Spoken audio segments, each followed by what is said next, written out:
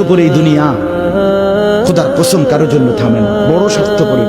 হ্যাঁ, যেদিন বাপের জানাজা পড়ে, যেদিন বাপের লাশ কবরে দাফন করে, সেদিনও বংশধর সন্তান ছেলে মেয়ে ঘন্টাখানিক 2-4 ঘন্টা কাইন্দা কাটটা হইলো, রাতের বেলা ঠিকই ভাত খায়।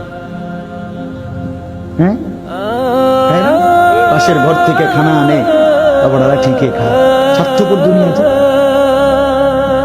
থামে না রে ভাই, থামে না দুনিয়া। ওই জন্য আমাদের কারোর জন্য থামবে না।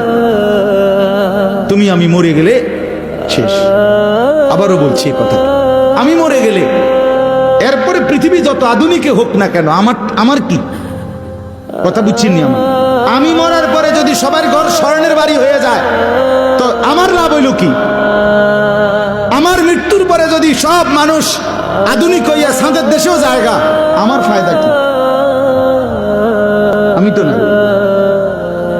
আমি তো মরে গেলাম। যে কবরে চলে গেল সে কি আর ফিরে আসবে? আল্লাহ আমাদেরকে বুঝ দান করেন।